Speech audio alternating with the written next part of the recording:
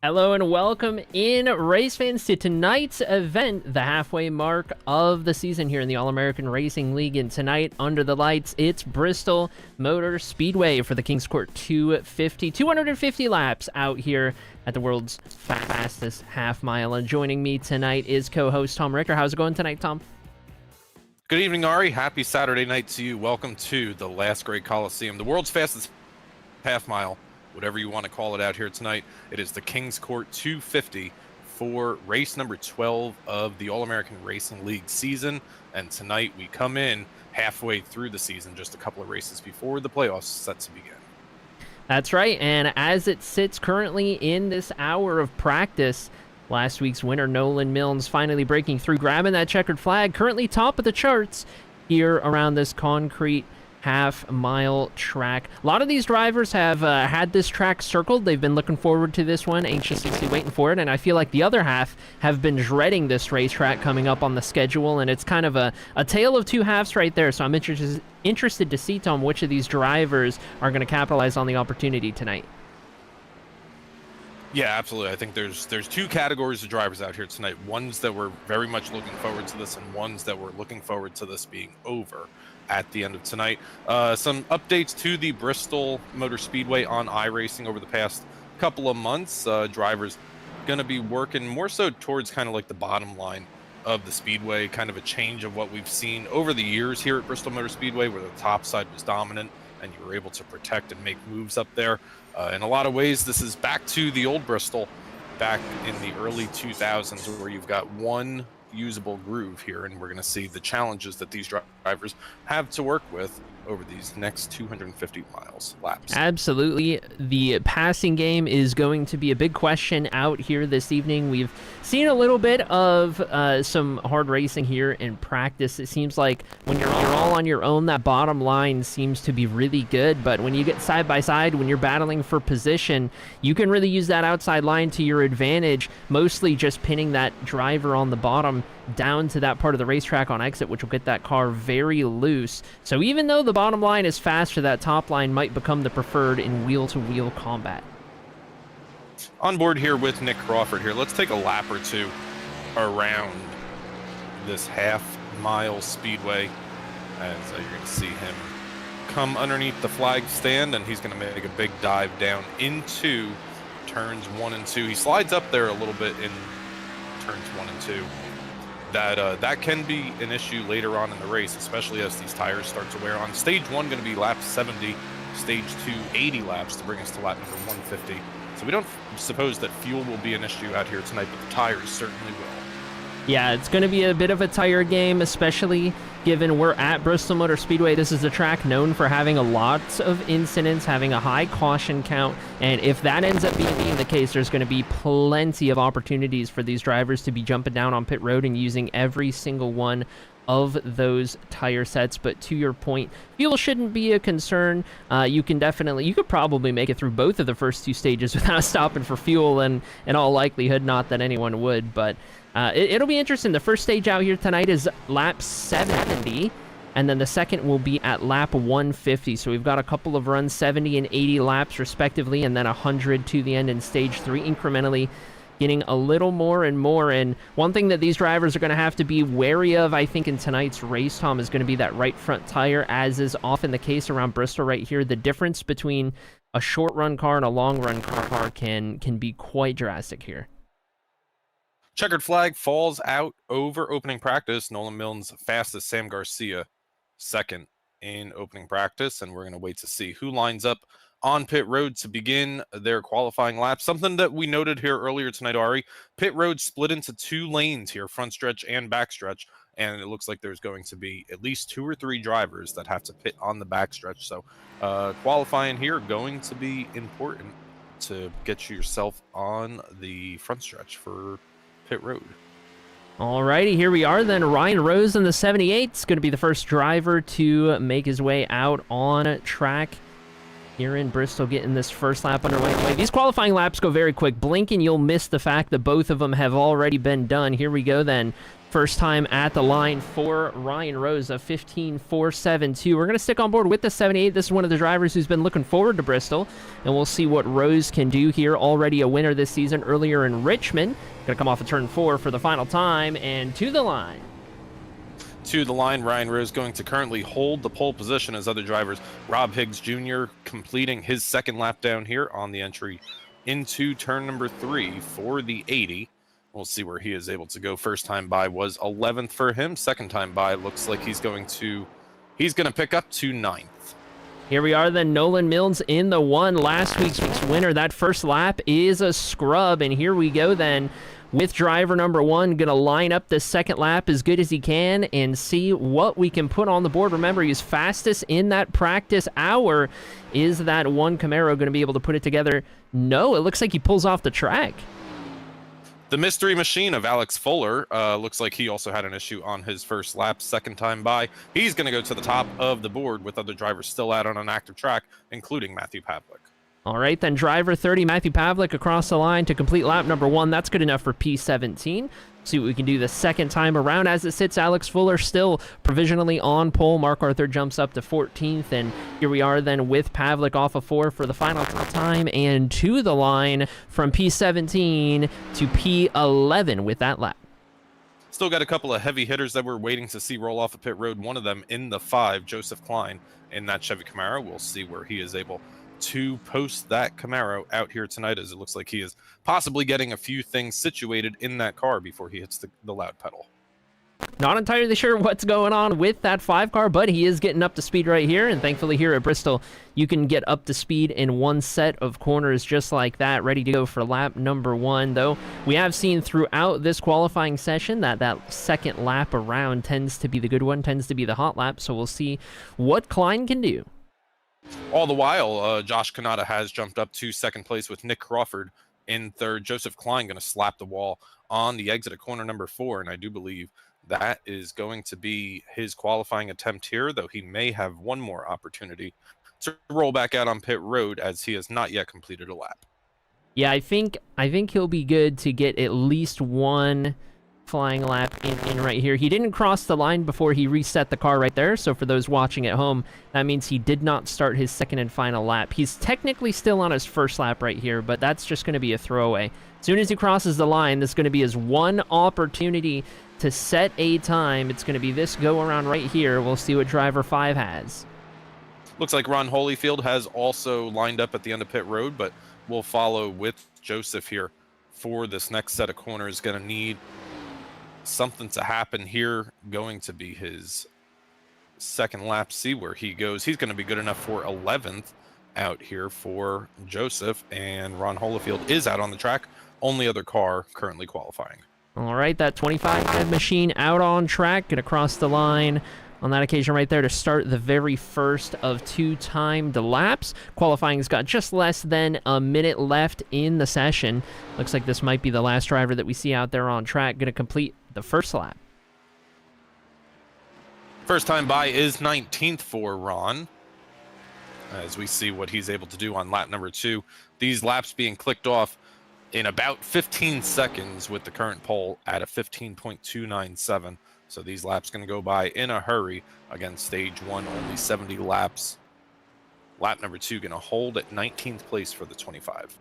There we have it then, with about 20 seconds left in the qualifying session. That is not enough time for anyone else to get a lap in there. We've got 4 drivers electing not to take a time for tonight's event: Sam Dyer, Dakota Dennis, Brian Troy, and Christopher Norris. All right, Ari, how do you like that here? I mean, we sometimes we'll see that at larger tracks. I don't know if it's more difficult to do it here or if it's more difficult to do it at a track that is notorious for being difficult to pass. We're about to find out, as qualifying has come to an end. Alex Fuller going to be our pole sitter for this evening. Appears to be the case. Here we are, and here we go then. 250 laps in tonight's event. Let's take a look at our starting grid and where everyone is going to be lining up right here. Alex Fuller in the 45 takes pole for what I do believe to be his first pole position here in the All-American Racing League. Josh Kanata on the front row in P2. Row 2 is going to be made up of Nick Crawford in the 74 and Jamie Walker. Ryan Rose rounds out the top 5 ahead of Gabriel Ngoli and Samuel Garcia through 7th. Zachary Wake, Larry Bell, and Brad Holmes round out the top 10. Outside the top 10, Joseph Klein qualifies 11th out here tonight. To his outside in 12th, you have Matthew Pavlik. Cody Gibson, driver of the number 7, starts 13th with Rob Higgs Jr. to his outside in 14th. The top 15 is rounded out by Tanner Marr and Mark Arthur in 16th. 17th place belongs to Caleb West. 18th is Dakota Moniz, Ron Holyfield, and Nolan Milnes, the top 20. In 21st, it's going to be Jackson West ahead of Shane Johnson in P22. Chris Norris in the 38 will start 23rd ahead of Sam Dyer in 24th. We've got Dakota Dennis and Brian Troy shotgun on the field. It's going to be interesting to follow that 38's progress out here tonight, Arie. We saw something similar last week here on the Cyber Thunder Broadcast Network. Was able to get up close to the front of the field. Tonight, a very different style of race, and we'll see if that works out. For those drivers that did not take a qualifying time, again, Christopher Norris, Sam Dyer, Dakota Dennis, and Brian Troy, the 4 that did not take a qualifying attempt. It should be a pretty fun thing to witness, a pretty fun journey to keep track of. We know how good Chris Norris has been in recent weeks. 1, 2 in a row, almost 3 in a row at that. Did that 38 car, so we'll see what Norris can do as we get ready to start rolling here any second now. And I tell you what, I'm excited for some Bristol Motor Speedway action. I think given the quality of racing that we've seen out of the All-American Racing League so far this season, we should be in for quite the show. Absolutely, Arie. This is our second short track of the season with Ryan Rose at Richmond earlier in the season, leading every single lap. Is he able to do the same thing out here tonight? Richmond and Bristol, they're both classified as short tracks, but they race very differently. As looks like there's a little bit of a delay up on the outside of drivers trying to get these cars going. Rob Higgs may have an issue starting his vehicle. Yeah, big issue with the 80 of Rob Higgs early on right here. That is not what you want to see. Luckily, these drivers have 2 full pace laps right here to get everything figured out before we get underway here, so everyone will be able to catch up, get double filed up, figure out where they need to be. But that wasn't the only driver with an issue. Also very slow off the line was Samuel Garcia in the 50. Not sure what that was all about from driver 50, but a couple of early storylines developing right here. Up front, everything seems to be tame and ready to go. That Scooby-Doo machine, Alex Fuller, is going to be in control on the restart. Josh Kanata on the outside. For the initial start of the race, Tom, which row do you want to be in? Or lane, give me the outside all day. Yeah, I would always rather have the outside lane here. Now, with that said, they have made updates to Bristol Motor Speedway where the bottom is probably a little bit more dominant, but the outside, you kind of control your own destiny a little bit more because you can figure out how far you want to drive in and get that run off of turn 2, but we're about to find out. Green flag is at Alex Fuller, sees the green flag for the first time here tonight. Everybody's going to come up to the gears, 4 gears strong as we race side by side down into turn number 1. Battles on track for 3rd place right now. Alex Fuller has stepped away with the lead. Alrighty then, coming out of turn 4 for the first time, Alex Fuller leads the way. You can see just how single file the field has gotten at this point in time. Everyone just wants to get into line, find their rhythm, and we've already got a caution. Issues for Tanner Marr, maybe some others. Tanner Marr lights up. Let's take a look, see if we can find exactly what happens here to Tanner. He's going to be side by side with the 30 of Pavlik on the front stretch here.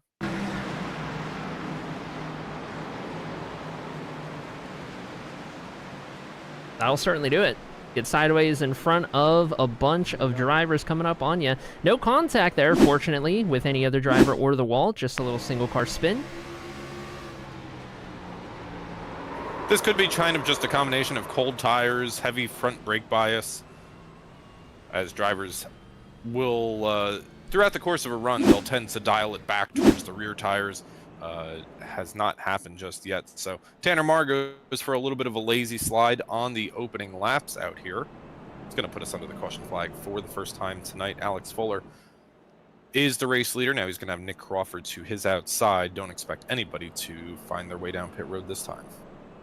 All right, so as it sits, there's a good opportunity to bring up the conversation that has kind of been happening the entire season here at the All-American Racing League.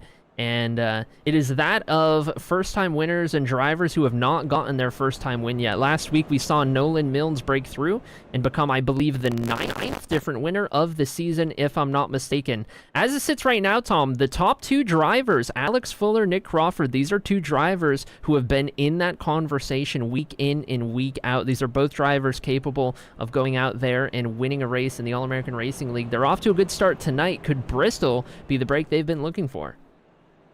Absolutely could be. Josh Kanata in third, one of the drivers looking to pick up his 2nd win of the season. You got to go all the way back to Charlotte Motor Speedway before Christmas before you find him in victory lane a couple of weeks ago. But series points leader Ryan Rosari, very good on these short tracks. I think that 78 is certainly going to be a threat out here tonight, as he is currently in 4th. Absolutely. I think as the long runs start to come into play, that 78 might just get a little dangerous. I don't think we can count on Jamie Walker either. Has shown speed every single week. Doesn't matter what type of track we're at. Never count that 88 out. But we do have the 55 up here as well. Gabriel Ngoli, honorable mention in the group of drivers who are capable of getting a win here, and it's only a matter of time. Yeah, Gabriel, one of the drivers that was not able to make last week's race at Kansas Speedway, so comes in here tonight, coming off of a provisional at the Heartland of America. But the lights are out on the pace car, Arie, and we're about to set to go racing once again here from the world's fastest half mile. All right, then, in control on this restart. It's the Scooby-Doo machine on the inside, the 45 of Fuller. How good of a launch is he going to get on this restart? It's a great launch. He is going to have enough to clear Nick Crawford by a couple of car lengths into turn number 1. Into turn number 1, the top 2 have stepped away. Ryan Rose and Josh Kanata battling for 3rd, but you got Gabriel Ngoli, Jamie Walker directly behind them. A battle of 4 drivers here for 1 position on the exit of turn number 2. They're going to get close on the front stretch. The 16 edges ahead just barely by the time they make it to the exit of turn number 2. Put Josh Kanata up to 3rd. Had to get those elbows out just a little bit, did the 16, but it's going to work out. He's going to secure 3rd place on the restart right there. Everyone else getting single filed out up front, and we got more issues. Dakota Dennis this time goes around on the exit of turn number 2. We said about half the cars were looking forward to tonight's race, and half were looking forward for it to be over. We'll take a look at Dakota Dennis here, kind of running on his own right here, so we'll see what happens. Oh. Let's go on the nose here, Arie, and see if maybe he saw something happen in front of him that caused him to check up like that. I'm really not sure. He definitely checked up more than you would expect.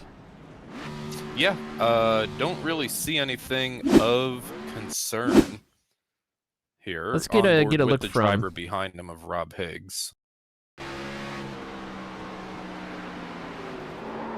Yeah, Rob Higgs didn't overdrive the corner by any means. That was a pretty normal line right there. I'm not sure what caused the 19 to get onto the brakes that hard. Yeah, originally I thought possibly maybe somebody got sideways in front of him. Not the case, but Dakota Dennis back down to 25th right now. Kind of a tough break for Rob Higgs. Had an issue rolling off of the grid. Started tonight's race a couple of laps down. Has been the recipient of the first 2 free passes out here. So, well, no, I guess he's probably not going to get this one because he was technically involved in the incident, Arie. So a tough break for the 80. I would think that's probably going to be the case tonight, adding into the fact that we are without our race control for tonight's event, so the admins down there on track are having to do the heavy lifting in decisions tonight. See how everything plays out. But looks like that 19 car is on pit road getting that damage fixed. A good little bit of damage to that rear left quarter panel. Get that situated and good to go. Looks like it buffed out for the most part. All right, Arie, so now I'll ask you. You asked me before, what lane do you like to restart in here as the control car? As the control car, the bottom. I'm going to take the bottom every time. I feel like you can get a much better launch, and you're always going to clear the driver on top unless they have, you know, the most magically timed restart imaginable. But if I'm the control car, give me the bottom. If I'm anywhere else in the field, I think I got to side with you. If I'm anywhere else in the field, give me the outside. You know, I really like where Ryan Rose is. If you're in the outside on the second row, that seems to be a pretty good spot to be in. You usually are going to have a big leg up on that third place driver to your inside. Yeah, I'd say that's where I'm going to fall on that.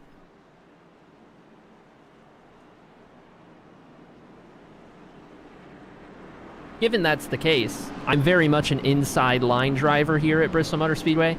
I can remember back to when, you know, it was an outside line dominant track.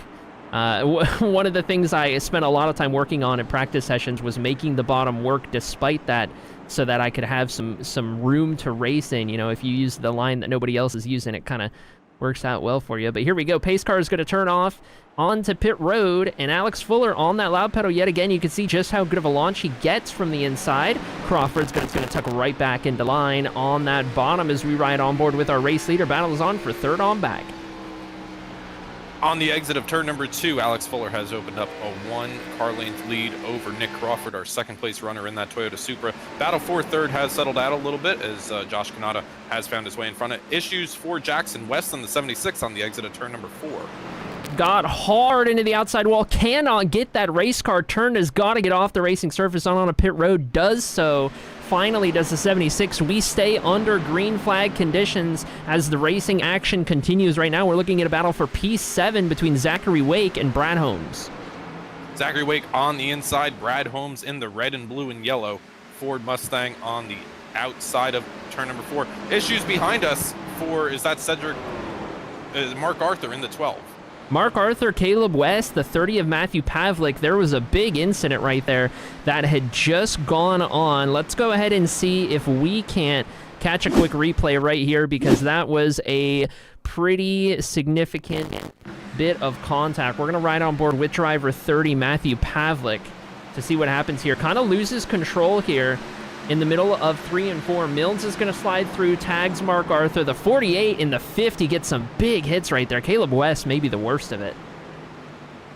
This was a battle for about the 10th, 11th, or 12th place when that happened here. Just 19 laps into tonight's race, already a couple of cars down on pit road with damage.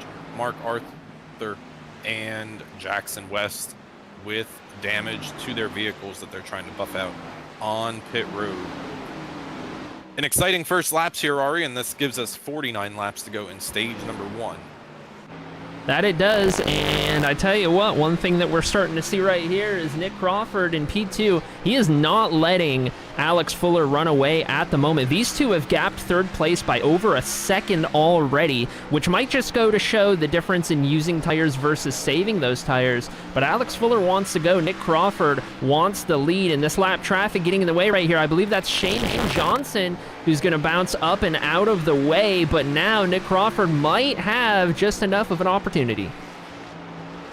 We'll see what Nick Crawford in the 74 does on the exit of turn number 2 there. Is able to close up to the back of the mystery machine, but not able to put a nose there to take a look.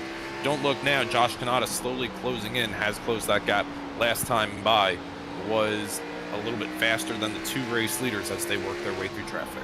Yeah, I want to say that lap traffic really slowed down these top 2 quite a bit. I think Kanata, Rose, and Walker, those are 3 drivers who are going to be saving their stuff at the moment. They're playing the long game here in stage number 1. These 2, they're battling it out for that ultimate track position, being in control of the race, especially at a racetrack, Tom, where there are so many cautions, so many incidents. That first place track position is worth maybe a little bit more than it would be elsewhere. Absolutely, but the term clean air here, Arie, take it up, write it up on a piece of paper, and ball it up and throw it in the nearest trash can you can find. Because even as the race leader, you don't have the advantage of clean air for most of the time that you're in the lead because of what we just saw and the kind of the conveyor belt effect of how this track plays out with cars all around the track as the run goes along. Absolutely, that's a great point. You can see on the track map right there just how much that comes into play. We're going to jump back here with the battle for P8 on the inside. Joseph Klein trying to make it work, but Brad Holmes in that 86, he's going to be taking that longer route around the racetrack, getting that momentum down the straightaways. He's going to hold on to P8 as it sits as one of the closest battles on track that looks to be settled out. Up front, nothing has changed. That 74 putting the pressure on. The 74 of Nick Crawford has been a little bit faster, but it's also hard to tell especially as they're in traffic here. We saw them issues for the 19 on the 19. That's Dakota Dennis again on the exit at turn number 4. Second time we've seen him sideways, but we stay green flag racing. We say green flag. He got out of the racing surface with that spin right there, so all is good and well to continue on. Leaders are coming up on Rob Higgs. He's in the 80, driver who had an unfortunate start to the race. Already 2 laps down, 2 to 3 laps down. Might make it an additional one right here as Alex Fuller closes in to the rear bumper of that Ford Mustang.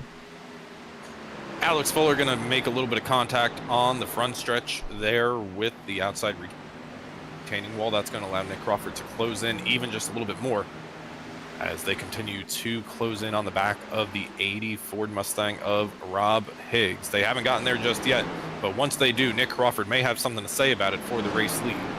May indeed, and we got more battles going on. Brad Holmes holding on ahead of now Zachary Wake in the 39. Brad Holmes up 3 spots into P7. Trying to keep track of all the battles throughout the field as they unfold, but we cannot look away from this battle for the race lead. I feel like it's only a matter of time before that 74 strikes. Yeah, he seems to get in a little bit better, but I think the 45 is getting off the corners a little bit better. I do like the look of the 74 on the entry and through the apex, but the 45 of Alex Fuller just looks a little bit better on the exits right here. We'll see again as they made their way around Caleb West through turns 3 and 4 there, working around some lap traffic as they still have the 80 in front of them. Here we go then. Ryan Rose to the inside of Kanata in the 16. Could not make it stick for the life of him with that move right there. Brings Jamie Walker a little closer in tow. That makes me wonder, is the 74 going to take the opportunity to the inside if it presents itself? I feel like we've been running long enough now, Tom, that the tires are starting to feel it, and if you're on the inside, I just don't know how you can make that stick. They make their way around Dakota Dennis in turns 3 and 4 as he's going to have some heavy damage on the front stretch here with that right front wall, or with that right front tire on that 19. A rough night starting for the 19. That it is, gets out of the way of the race leader successfully. And here we are then. Rob Higgs still holding on ahead of these two, not going down another lap just yet. We can now see the 74 of Crawford. He's starting to experiment a little bit with his line.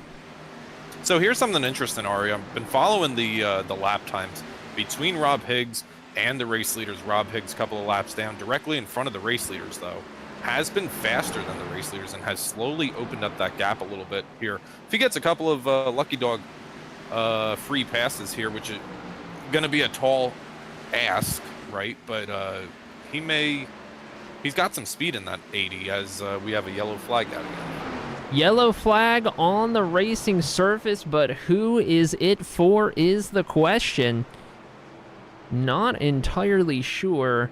Not sure if it was the 19 entered pit road. Well, let's take a look here. This is the backstretch here, and Dakota Dennis going to come down in front of a lead lap vehicle on the entry into turn number 3, and that's one of those situations, Arie, that you need to know who's around you. Yeah, not been a good night for the 19, one that I'm sure he wants to forget. He is going to pull it off the racing surface for the time being. We are under yellow yet again. And I tell you what, Alex Fuller might be glad that yellow came out, because the pressure that the 74 was starting to mount with those differing lines, he was starting to drift up on entry. He was trying to get a good arc off of the corner. He almost got a nose in there a couple times. So that 45 can breathe a sigh of relief here real quick, kind of relax himself a little bit. But as it sits, we're working lap 42, just about out of 70 here in stage number 1, a little over halfway through. Couple of cars on pit road. Looks like Sam Garcia's got some nose damage on the front of that Toyota Supra. Going to come down and get some damage fixed and possibly a set of tires. Drivers do have 5 sets of tires for tonight's race, which for 250 laps out here tonight, Arie, that's pretty manageable, especially when fuel is not so much of an issue. Absolutely the case, and I'm really curious to see if we have a number of takers. Doesn't look like yet, and I think that's going to make these restarts really interesting as these tires get really worn out here. throughout stage 1 and maybe even stage 2 as these drivers try to hold on to these tire sets that they have. These restarts on older tires with the wheel spin, that is, and the amount of drivers who are suddenly caught on the inside, I feel like it's going to hurt now more than ever.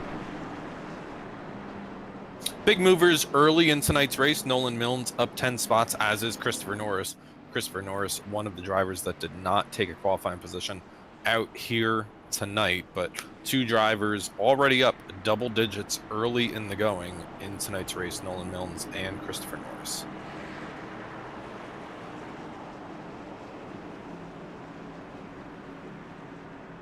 All right, Arie, so drivers just got their first taste of a little bit of a longer green flag run out here tonight. We're going to try it again. Going to have approximately 30 laps to go before we see the end of stage number 1. Alex Fuller gets another good restart here on the front row, but now Josh Kanata has a really good restart, the best we've seen from the inside of row number 3.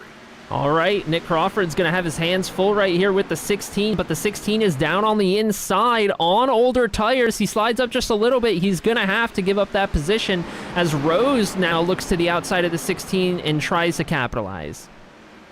Ryan Rose on the outside trying to continue his march forward out here tonight, and he's looking to bring Jamie Walker in tow with them by the time they come out at corner number 4, and Ryan Rose going to edge ahead by the time they get down to turn number 1. Put the 78 now up into 3rd place. Josh Kanata looking for a spot to slot in here on the entrance of turn number 3 in front of the 88, and he's able to do so. He is able to do so. Ryan Rose going to be the beneficiary out of that ordeal right there. That 78, who we have had our eyes on up to this point, just waiting to see what he's got, is going to move up another spot on track. Meanwhile, up front, here we are, then Nick Crawford back to hunting for the line that is going to give him the opportunity to try and take the lead away from Alex Fuller. Wants to do it here under green flag conditions, wants to go up there and try and win this stage if he can. These two are starting to pull that same gap that they pulled previously on 3rd place on back right here, which I do find pretty interesting. Nick Crawford gonna jump down to the inside of the 45 by the time they get to the apex of turns 1 and 2. May have an opportunity to keep that nose there on the entry into 3, and he's able to do so, but they got to be close on the exit of turn number 4. Almost contact, but they make their way out of 4 with no issue. Oh, so close between those two right there, and they are continuing to go at it. The 45 wins the first defense of this battle, and a little further back, Jamie Walker has gone to the outside of Josh Kanata in the 16. He's looking to take away P4. Don't count out Brad Holmes either, who's now up 4 spots and moving up. It's kind of interesting here, Arie, is that we're seeing all the passes back here happen on the outside as Josh Kanata continues to bleed positions after this most recent restart a couple of laps ago. A lot of drivers making their way around the outside of him. It's got to be information that's being fed to Nick Crawford, one of their teammates up there, is that the outside is a viable option right now. Absolutely, especially on these older tires. When you're on the inside, there's just not much you can do. As we see Chris Norris in the 38 battling up here in just outside of the reaches of the top 10. He's up 10 positions from where he started this race earlier on, trying to follow Cody Gibson up through the field right here on the outside. They're going to get it figured out. Sam Garcia in the 50, despite all of that damage, is making his way up, and that is because he was one of the drivers who elected to take tires on this last caution. So that 50 is working on 42 lap better tires than anyone else around him in the field, and he is going to be going up in a hurry. As the 74 looks to the inside yet again. Battle for the race lead in turns 3 and 4. The 74 to the inside, the 45 to the outside, the 45 of Fuller, as he has done previously, able to protect that position and use the momentum on the exit of the corner, and he's able to once again take control of the race lead. But that 74 has not gone away, as we see just over a second gap between 3rd place and winners. Brad Holmes trying to take that spot away from Josh Kanata on the inside. Wasn't going to happen. Here we go with Jamie Walker headed down to the inside of Ryan Rose in the 78. Looking for the opportunity. It's not going to present itself. It really feels like, unless you're Sam Garcia with these brand new tires, you want the outside lane. And I tell you what, Tom, Sam Garcia is going to have enough time to catch up to the race leaders before the stage is over. Yeah, going to have 10 laps to go in the stage next time by. Last time by, Sam Garcia in traffic was about a half a tenth faster, and he's only about 1.8 seconds back off the race leaders, as he's now closed in on the 6th place running position of Josh Kanata and Brad Holmes directly in front of him. What he needs to do, though, in order to do that is make his way around and not get caught behind a 2-wide battle in front of him. Absolutely. This battle right here is stalling all of his progress, and this might just be enough to keep him from getting up there to those top 2. It's lasting way too long for the 50 to make use of these new tires. I mean, he is going to get the better track position than what he was working with here, but as the 86 just clears himself across the nose of the 16, that door is going to open for Garcia, and you could see just how much faster he is with the tire advantage. But as it sits right now, 8 laps to go in stage 1. 2 cars in 1 lap, and now he's working on a third of Jamie Walker on the backstretch here. Nick Crawford still battling with the 45. Those 2 drivers still running nose to tail. But the driver on the move, the driver to watch here over the next 7 laps is going to be that black number 50 here in the closing laps of stage number 1. Now he's found some air on the front of that Toyota Supra, and he's set his sights on the race leaders. 1.5 seconds to go. All right, Jamie Walker tried to get to the inside of Rose. It wasn't going to happen. We move back up front where Nick Crawford might be using the bumper just a little bit. That 74 wants this stage win, but the 45 of Fuller is putting on a masterclass. A stage win and some stage points on the line for one of these drivers here in 2.5 miles here in just a couple of minutes. Alex Fuller still the race leader, but that 50 is closing fast within camera frame. He was 1.5 seconds back. Now he's a half second back here with 4 laps to go in the stage. Sam Garcia is there, and he is going to have an opportunity to the inside of Nick Crawford, who knew the situation. The 74 was not going to put up much of a fight right here. He wants to try and follow the 50 through, as now to the back bumper of race leader Alex Fuller. With only 2 laps to go in stage number 1, could Alex Fuller lose the lead just like that? He's going to get a tap from behind down into turn 3. Sam Garcia all over the back of the 45, visibly faster. Gave him a tap in turns 1 and 2, gave him a tap in turns 3 and 4. Still running in second. He needs a little bit of real estate to work here with the 45, as the 74 is still on the back of that 50, and we have a 3-car battle for the stage win here. Here we go then to the outside. Goes Sam Garcia. He's going to make it work in a single corner to the race lead. Samuel Garcia with 1 lap to go in stage number 1. Sam Garcia steps out as we have yellow flag over the speedway and early into the stage for issues for, is that Cody Gibson and also Tanner Marr? Cody Gibson, Tanner Marr, a couple of teammates. A couple of Five Kings Motorsports teammates here in the Five Kings Motorsports sponsored event. Not what you want to see. Let's go ahead and see if we can't queue up what happened. It's always fun when something like this happens here, Arie. Let's take a look and see what happens to the 4. Tanner going to slap the wall, and well, that's going to be an expensive check to write for the Five Kings Motorsports team, as 2 team cars involved in the same incident. Absolutely the case. We're going to ride on board with Cody Gibson on board with the cockpit shot right here in slow-mo. You could see just riding a normal line, the 4 just bounces off of the wall way too hard, and you know, Tanner Marr just gets a little tight. He gets into the wall and shoots down across Gibson. Tanner's not trying to come down the racetrack like that, but once you get into that inside wall just hard enough, you are along for the ride, as is anyone to your inside. Yeah, and that's a very common occurrence here at Bristol, Arie. It's also common at a track like Darlington or something, where the exit of the corner gets very tight. Dover Motor Speedway comes to mind, right? So just the wrong place for the wrong time for Cody Gibson, who was having a pretty good run going out here tonight, and an unfortunate spot for both of those drivers to find themselves at the end of stage number 1. Well, I tell you what, Tom, we have an interesting situation on track. The 74 has beaten Alex Fuller out of the pits, and now we'll have that track position as we see Sam Garcia down on pit road at the moment. He is going to lose a lot of track position. I think a couple of drivers missed the first time pit road opened, Tom. Well, I do see a notice up here for Sam Garcia that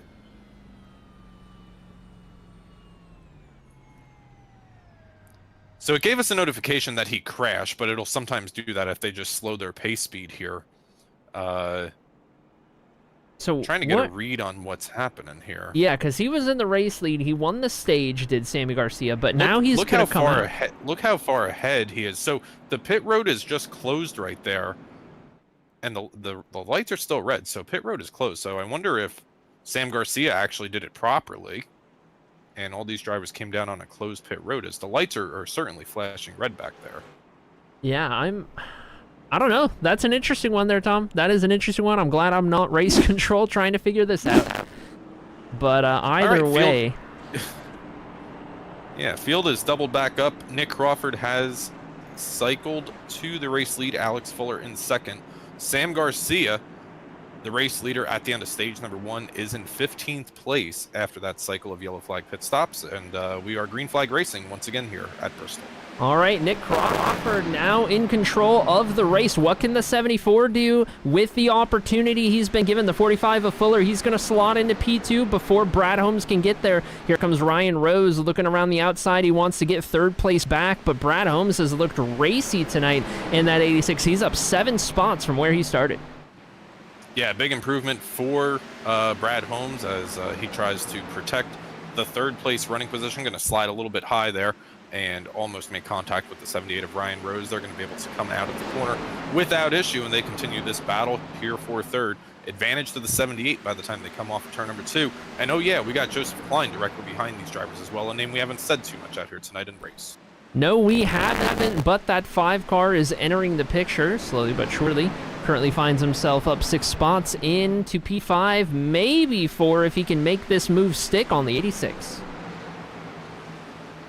Klein is able to take the spot away from Brad Holmes in the 86, move Brad Holmes down to a 5th place running position, give Joseph Klein 4th as other battles out on the track right now. Josh Kanata, Christopher Norris continues his march forward. Biggest mover of the night so far, up 15 positions as he looks for position number 16 directly in front of him with Jamie Walker.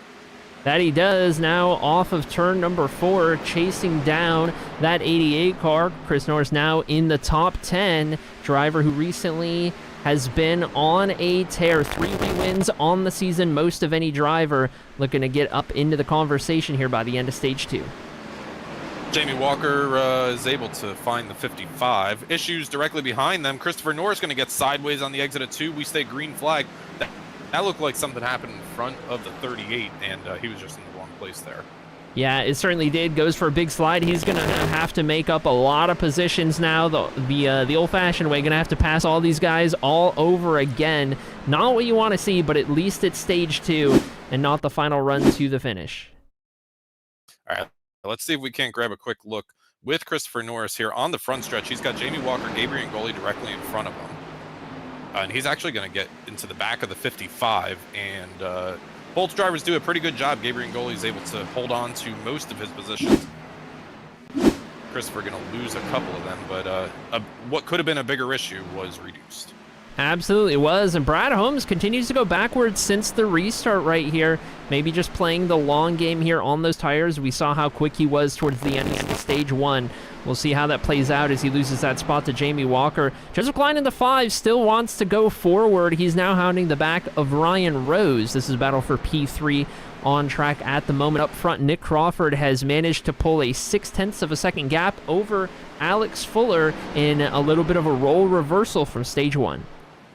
Working lap number 16 of 80 in stage number 2 as drivers still continue their fight forward. Joseph Klein, one of the bigger movers out here tonight, up 7 positions from his qualifying effort. We saw issues for him in qualifying. He was good enough to qualify in, I want to say it was 12th for the number 5, and now running solidly up inside the top 5 here before the halfway point of the race.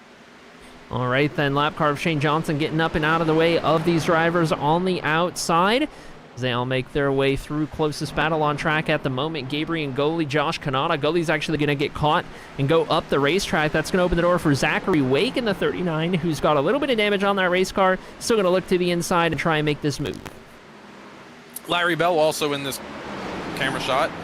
Currently runs just outside the top 10 in that purple and pink Chevy Camaro. Tries to march his way inside the top 10 and find himself some stage points here in stage number 2 was unable to get them in stage number 1, but Larry Bell, one of those drivers, Arie, very quiet, very clean, very respectful driver, and well, you say commentators curse? Sorry, Larry.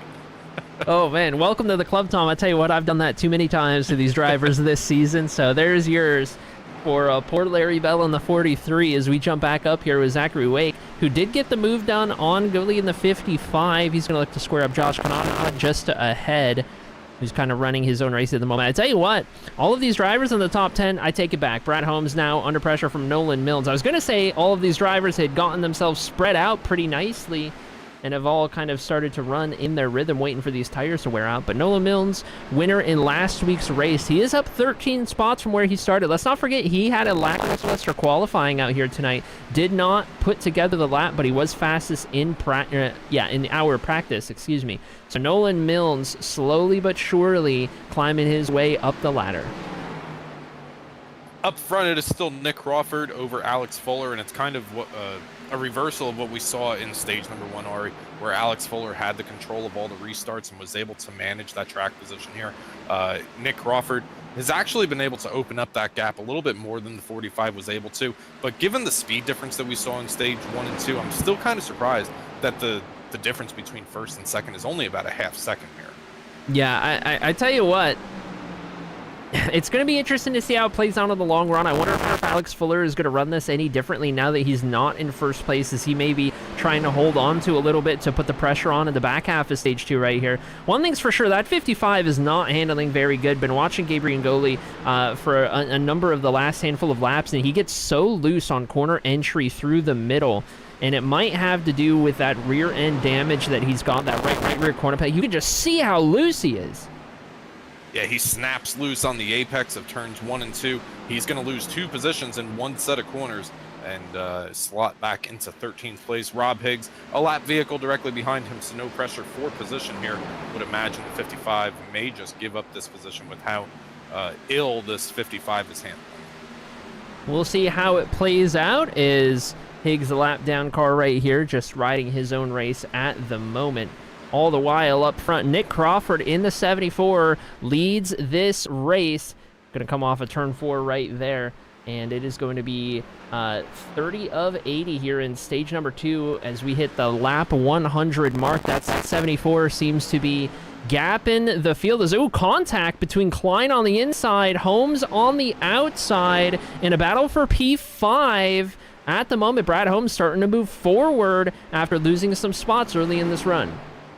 A little bit of an argument over real estate last time on the exit of corner number 2 between the 86 and the 5.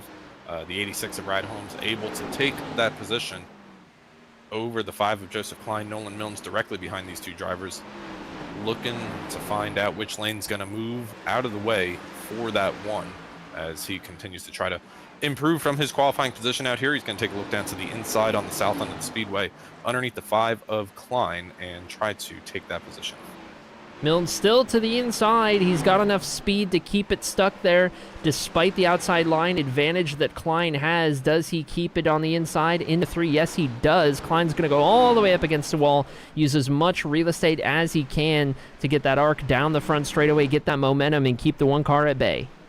Looking at one of the better battles out on the track right now, Nolan Milnes on the inside. He's able to clear the 5-4 position, give 6th place to Nolan Milnes, move Joseph Klein back down to 7th as they run right now. Brad Holmes directly in front of him. He's got a couple of cars fighting for position and also a couple of lap cars here mixed in to this. That's right. Winner of stage number 1 is a lap down now. Samuel Garcia not going to plan here for driver 50 at all. Did get those stage points, did make it happen a little earlier on, but it is starting to fall apart here in stage 2. It absolutely is, and I mean that's just kind of the nature of Bristol, right? I mean, you start back in 15th on the restart and something happens in front of you, and these are only 15-second laps, right? So stuff happens here in a hurry for these drivers as we see him continue his fall. He is back down to 14th after winning stage number 1. Nolan Milnes able to make his way around the lap cars, as is Joseph Klein. I tell you what, Tom. Yeah, I was just about to say, Nick Crawford, he's got 2 seconds over Alex Fuller in second place. So if anything, that 74 and 45, they might be pretty evenly matched on the short run, but Nick Crawford has something figured out. Yeah, and we saw that in stage number 1 as well, where we had a green flag run of about 30, maybe 35 laps or so, and that's really where we saw the 74 come to life and have the opportunity to get to the back of the 45. I'm surprised that it took as long as it did here, but I mean, 10 laps ago, it was about a half-second gap between these two drivers. So Nick Crawford certainly working the tires over here on the long run. That he is, as we work lap 110, about halfway through stage number 2. One of the closer battles on track is Jamie Walker in P3 catching up to the 45 of Alex Fuller. This would be a battle for P2 as it currently sits. Now, Ryan Rose has been kind of left behind back there in 4th place. He's going to be under threat from Brad Holmes before too long here as well. So we see the 55 of Billy struggling to stay out of the way of the race leader, struggling with the handling of that race car. As we had covered a little bit earlier on, waiting for the stage to end so we can try and get that damage fixed. He is a lap down at this point. Gabe Ringoli, the first car 1 lap down, in the position here for the free pass if a caution were to come out right this very instance. But this is that free pass, Ari, that's kind of a thing that changes every single lap here, especially at Bristol Motor Speedway, where these leaders are constantly in lap traffic. Absolutely the case. As we continue to watch Jamie Walker hound the rear bumper of P2, and now Brad Holmes, he's going to look to the inside of Ryan Rose. This is a battle for P4 on track. Brad Holmes starting to make his way forward. Definitely a long-run race car is that 86 tonight. Lost, maybe 3, 4, 5 positions in the short run here in stage 2, and now he's clawed pretty much all of them back, putting pressure on one of the favorites in tonight's event at this point. I'd be curious to see what Brad Holmes can do with a little more track position. Yeah, we'll see what he's able to do by the time stage 2 comes to a close here as we approach over 30 laps to go in stage number 2. I'm a little surprised that Ryan Rose has been kind of mired back here in traffic tonight, Ari. 4 seconds back off the race leaders. Started 5th out here tonight. Gabe Ringoli gets sideways on the exit of turn number 2, but he's able to carry on, and that 55 tonight just continues to struggle. That it does. That car is so evil at the moment. Cannot keep that rear end straight. Gets saved by the wall tap right there to keep that thing straight. Luckily, no yellow comes out. This long green flag run can continue. And this 2-way battle for P4 becomes a 3-way battle, as now Brad Holmes gets to the outside of Ryan Rose, who gets loose. He might have an opportunity to bring Nolan Mills along with him. That one car is moving up as well. Brad Holmes able to make the pass on Ryan Rose, give 4th place to the 86, and now 5th place is up for grabs as Nolan Mills tries to take that spot while the door is still open here, and he's going to need a little bit more help in order to take that pass. But Brad Holmes has stepped away by about 3 or 4 car lengths off of the drivers that he just made his way around. But Nolan Mills all over the back of the 78. The one continues to put the pressure on the 78. Jamie Walker continues to put the pressure on Alex Fuller. Nick Crawford has increased the lead to 3 1/4 seconds at this point. Biggest lead of the night that we have seen, as we are just a bit over halfway in stage number 2 right here. Mills going to look to the inside yet again. Pretty impressive to have a 3.5 second lead here almost, Ari, when the laps are 15 seconds. As there's currently only 12 drivers on the lead lap. Larry Bell next in queue to go a lap down to race leader Nick Crawford here. So these drivers, as we approach the halfway mark here in just another lap or 2, drivers got to start to think about the beginning of stage number 3 and trying to make sure you're in position to race for the win out here tonight. Absolutely the case. We can see the one getting very aggressive on the inside of the 78. Give him a little love tap on corner entry a couple of times right there, trying to make it stick. And I tell you what, given the age of the tires, Tom, I am amazed that Mills is holding on as well as he is on the inside line. We've seen that outside line become so dominant on these older tires, but Nolan Mills not going away. I tell you what, Ari, I've been keeping an eye on this. We got a battle for second place starting to heat up. Jamie Walker has caught the 45 directly in front of him and has been a little bit faster the last couple of laps. I don't know if it's catch the 74 kind of pace that he's got in that 88 right now, but certainly a little bit better than the 45 is now that battle for position, and Brad Holmes starting to come into this conversation as well. I was just going to say, Tom, that 45 is running a pace in which Jamie Walker is faster, but I think Brad Holmes is faster than both of these guys right now. As it sits, I wonder how much that 88, the speed is being held up by position, and he can't really show it all. But as it sits at the moment, Brad Holmes is now caught up to the back of Jamie Walker to make this a 3-car battle. We do have the lap car of Zachary Wake in the way at the moment, as these race leaders make their way around. Just behind, Nolan Milnes did make the move on Ryan Rose, move the 1 car into the top 5. He's up 15 positions from where he started. Biggest mover on the evening as it sits. It's going to be lap 59 out of 80, getting down to about 20 laps to go here for the second stage. Battle for second place has opened up a little bit once they made their way around that lap vehicle. Alex Fuller now has a little bit of breathing room from behind of the 88 of Jamie Walker, but I still do think that 86 is probably a little bit faster than the 88 directly in front of him. But that one as well is of Nolan Milnes, also a fast car out on track here. So these drivers still battling for position here as we see the 86 take a look down to the inside of the 88, but unable to make the position just yet. Yeah, this puts Jamie Walker in a really interesting position where he has to attack and defend at the same time. Where does Alex Fuller go? He's going to choose to stay on the outside line. He does not want to give the 88 an advantage. He's going to get loose off of the corner, and I don't hate this for Brad Holmes. If you're forcing both of those drivers up the racetrack, yeah, you're on the less preferred line, but you know that there's clean racetrack just in front of you that you can make things work with. Alex Fuller dives down to the inside yet again, as he's going to try and block both lanes. It's difficult to run the inside lane here, Arie, because as you come off these corners, it's very easy to overcorrect the car or maybe let it slide up a little bit too much and find yourself into the left side door of the car up on the outside, which in this case would be Jamie here. So Brad needs to be a little bit careful here because the opportunity for mistakes magnifies when you're running side by side, especially here on a long green flag run at Bristol. Oh, it absolutely does, as we continue to watch the 86 and the 88 side-by-side contact off of turn 4. Does it clear the 86? He's going to slide up the racetrack, try and clear himself. Does he get there? He does, just about. And here comes Nolan Milnes. It's now a 4-driver battle for P2, and Brad Holmes gets to the outside. The first chance he gets on Alex Fuller, move the 86 up to P2, and he is gone. New second place runner Brad Holmes sets his sights on the race leader. He's got 5.3 seconds before he's going to find Nick Crawford, who has opened up a commanding lead out here tonight at Bristol Motor Speedway, but the battle's still happening.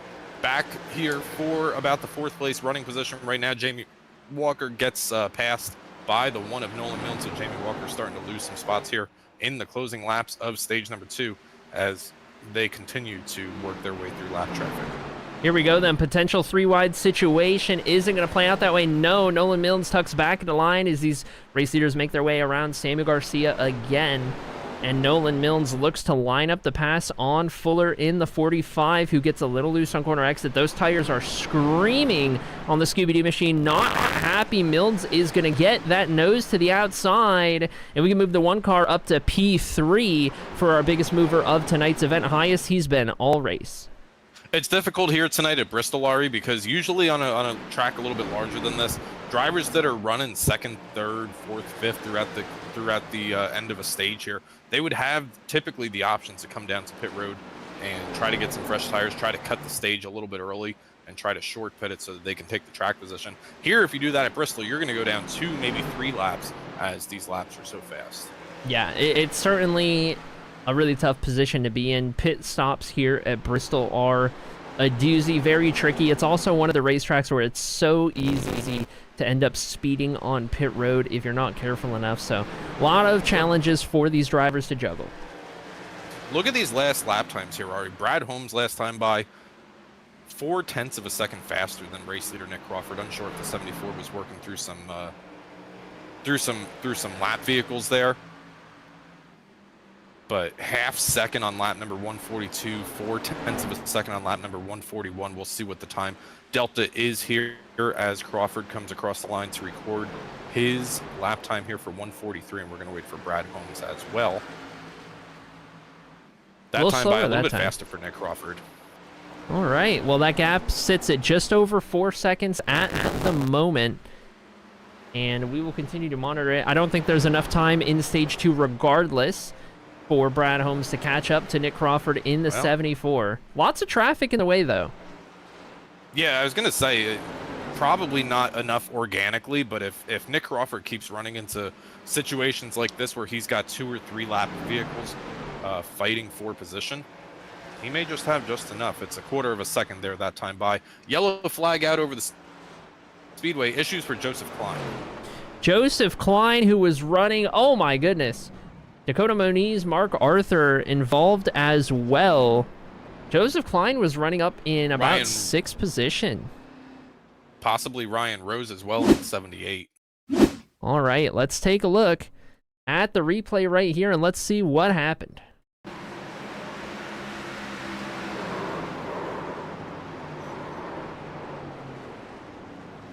Another look. Oh, Ryan Rose hard into the side of the 2. All right, that might just be night ending for Ryan. Let's back it up and see what we can see again here. We are looking for Joseph Klein, who, I tell you what, Tom, we're going to keep it in slow motion. I think the lap down car of Shane Johnson comes up the racetrack thinking he's clear and just comes across the nose.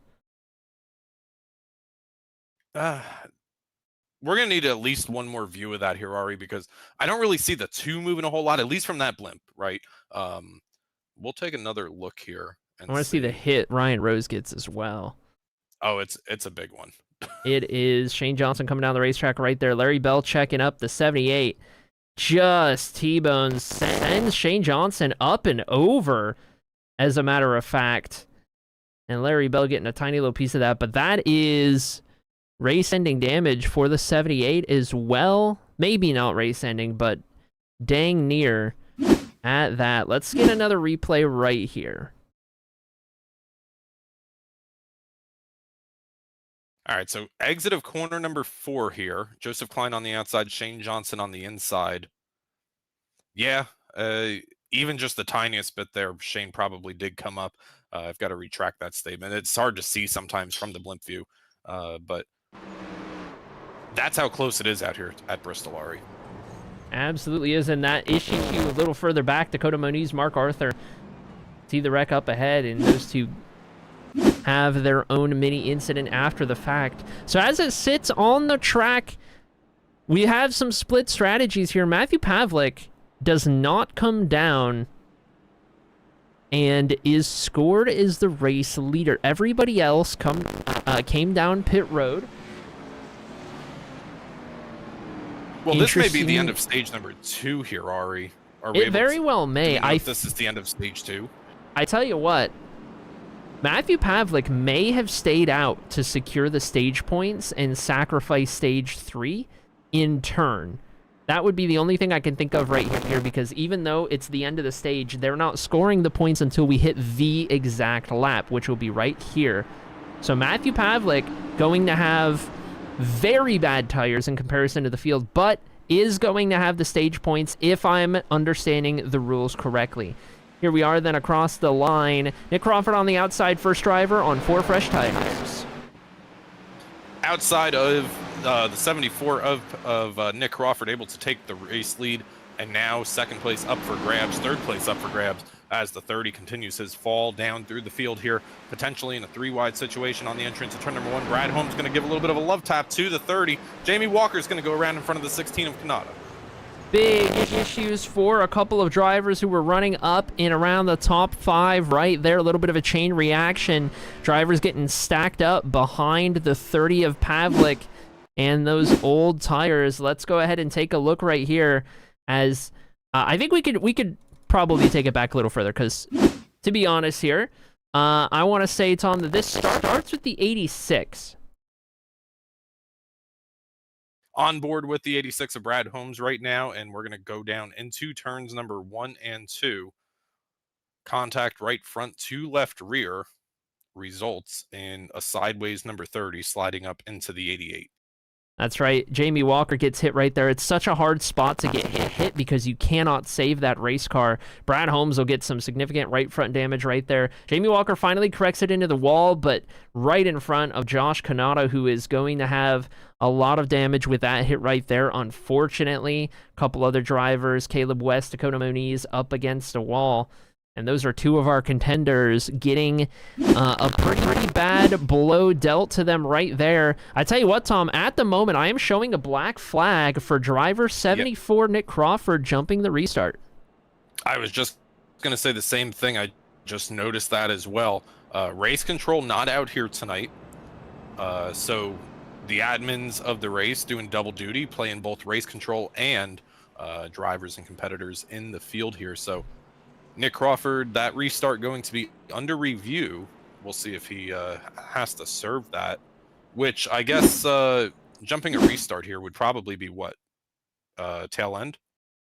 I'm not entirely sure what they would deem. I see that black flag is cleared at this point, but let's take a look as these drivers hit the restart zone on the restart. The green 30 is the control car that we are monitoring. So there's the restart zone as it starts, and you can see the 74 creeping on the outside. He's ahead of the 30 by the time the 30 decides to go, which is at the green flag. Now, the 30 does have some wheel spin, but man, that is like the closest of cases right there, Tom. Yeah, the rule in iRacing, unlike the rule in actual NASCAR, the race leader, second place cannot be in front of the race leader at the time of the green flag. I think in NASCAR, they cannot pass the start-finish line before the race leader, but modified here on iRacing to be just not being able to be in front of the race leader. So very close call there for the 74 and the 30, but race control has cleared that black flag, and that restart will be under review post-race. Alrighty then, at the moment, the race lead has gone back into the hands of the Scooby-Doo machine. That 45 of Alex Fuller, through all of that, finds himself in control for the restart. Gonna be on the inside. The control car is gonna get a good launch right here, try to leave the field in the dust. What can Alex Fuller do now that he's back in front? It's a mirrored image of stage number 1. Alex Fuller takes the race lead here as Brad Holmes going to get into the outside wall in turns number 2, and he's going to have multiple cars trying to find their way around a damaged number 86. Alrighty then, all sorts of chaos going on throughout the field, and the big winner through all of that is the 30 of Matthew Pavlik, who was able to stop for tires with that quick caution, and now has the track position running up here in P6 just behind Josh Kanata. Big gap to the top 4 ahead, who, oh, by the way, includes Chris Norris in the 38. Yeah, let's not count at that 38 until the checkered flag falls out here tonight, as he is the biggest mover of tonight's race. 19 positions gained for driver number 38 in that Ford Mustang. Directly in front of him, he's got Nolan Milnes, who is up 17 positions. So some drivers moving the right way, running inside the top 5. All right, as it sits, we've got about 90 laps to the finish. No more stage yellows planned. So here we go. These drivers got to take care of their stuff. A lot of drivers have gotten damage up to this point in the race. How many more yellows can you rely on? This could very well go green to the end, so make sure you're not using it all right away. But Chris Norris on the outside, he wants to go, and he is going to make that pass around Nolan Milnes. He makes a big move around the outside of Nolan and finds himself now in 3rd place, up 20 positions from his starting spot out here tonight. And he sets his sights on the 45 of Alex Fuller on the exit of turn number 4. Gonna have to wait at least one more set of corners before he tries to take 2nd place away. But up front, Nick Crawford has opened up just a tenth and a half lead over 2nd place Alex Fuller. And he has these 4 are nose to tail. Fuller looks to the inside of Crawford. He knows how stage 2 went. He knows if the 74 is left to his devices out front, he is going to run and hide. So Alex Fuller trying to do everything he can to make a move right there. Norris is experimenting with his line more than any other of these contenders in the top 5, I've noticed. Yeah, absolutely. It's kind of been the story of the season, right, Arie? The 38 has been probably the most likely to run an unkiltered line, something, maybe an unconventional line, over the other drivers around him. We saw it really kind of highlight at Michigan Speedway a couple of weeks ago, where he ran a very unique line, and it was working for him. So trying to do the same out here tonight at a very different style of track. Absolutely the case. And here to the inside comes Fuller now on Crawford, looking for the opportunity. Can't make it happen on that go. Gonna have to stop back in line. That inside line just not great for making a pass unless you have enough of a tire advantage. We've got 4 cars in a row, and then you've got to go back about 3 seconds before you get to Matthew Pavlik in the top 5 for that 30 car. I tell you what, Tom, it was a bold play to go get those stage points and sacrifice stage 3. It worked out in his favor with that yellow, and now Matthew Pavlik on course for having a career night here in the All-American Racing League. Yeah, that probably couldn't have worked out any better for the 30. Unfortunately, he got into the side of the 88. Jamie Walker, who is still, as far as I can see, still on pit road for Jamie Walker. So a good night gone bad for Jamie in that 88, but good timing for the 30 as he's got the freshest tires in the field. And now we've got a couple of possible battles here for position for the race lead. Alex Fuller all over the back of the 74 trying to gain a spot, but this is the 38 within reach. All right, these drivers continuing to do battle. I honestly like the position Nolan Milnes is in right now at the moment, Tom. 4th in line, just tagged on to the back end of this. He's not under any pressure at the moment. He's just watching these guys continue to battle it out, try and make these passes, trying to get the track position, using up their stuff. Knowing how much is left in this race, if I'm Nolan Milnes, I'm taking the opportunity to sit nice and comfortable and let the race come to me.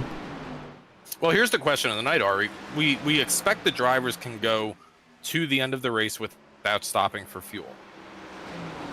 Can they do it without stopping for tires? That may be the other question.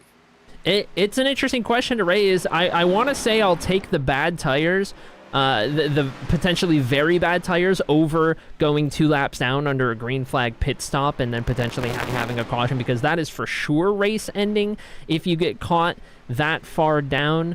So we'll see what these drivers elect to do, but I would venture to say if we go green all the way, these drivers are going to tough through it.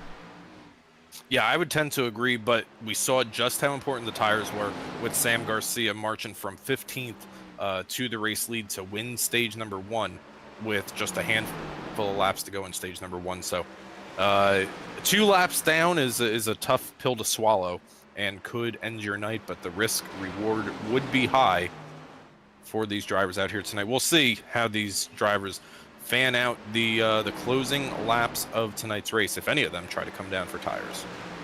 That we will, as it looks like these top 4 are starting to spread out just a little bit. Closest of them is Nolan Milnes on the rear bumper of Chris Norris in that 38. Looking to take that spot away if he can do so. These drivers still have about 3.5 seconds over Matthew Pavlik in P5. Driver we haven't talked about much tonight, currently running in P6. That's Dakota Moniz, and that 05 machine got some battle scars on that Toyota Supra for sure, but currently finds himself P6. He's just about 2 seconds behind Matthew Pavlik in 5th, and he's got another second on Brad Holmes running behind it. But that 05 has been surviving this race of attrition. Yeah, he certainly has, and been involved in a couple of incidents early in tonight's race.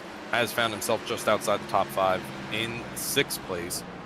He's got to look for Matthew Pavlik directly in front of him to find a top 5, about 2 seconds in front of Dakota here. But possible bad night gone better for the 05 of Dakota Moniz.